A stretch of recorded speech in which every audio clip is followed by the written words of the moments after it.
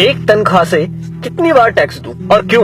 जवाब है, मैंने 30 दिन काम किया, तनख्वाह ली, टैक्स दिया, मोबाइल फोन खरीदा, टैक्स दिया, रिचार्ज किया, टैक्स दिया, डेटा लिया, तब टैक्स दिया, बिजली ली, फिर टैक्स दिया, घर लिया, टैक्स दिया, टीवी फ्रिज आदि लिए, टैक्स दिया, कार ली, टैक्स दिया, पेट्रोल लिया, फिर टैक्स दिया, सर्विस करवाई, टैक्स दिया, रोड पर चला, फिर भी टैक्स दिया, टोल पर फिर टैक्स दिया, लाइसेंस बनवाया, टैक्स दिया, गलती की तो टैक्स दिया, रेस्टोरेंट में खाना खाया तो टैक्स दिया, पार्किंग का टैक्स दिया, पानी लिया उस पर टैक्स दिया, राशन खरीदा उस पर भी टैक्स दिया, कपड़े जूते किताबें ली उस पर भी टैक्स दिया, टॉयलेट गया उस पर भी टैक्स दिया, दवाई ली तो भी टैक्स दिया, गैस ली टैक्स दिया, सैकड़ों और चीजें ली और टैक्स दिया, कहीं फीस दी, कहीं बिल, कहीं ब्याज दिया, कहीं जुर्माने के नाम पर तो कहीं रिश्वत के नाम पर पैसे देने ही पड़े।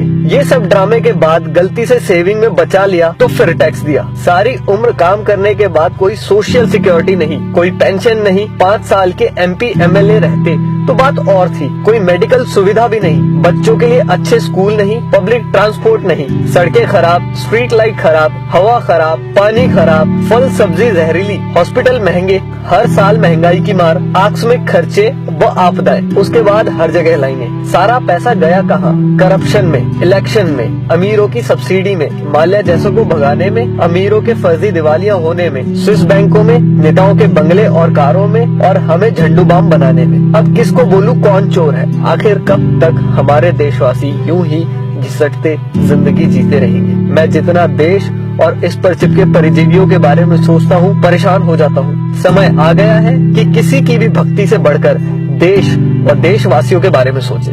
प्लीज इस वीडियो को शेयर करके देश के हर नागरिक तक पहुँचाएं। धन्यवाद।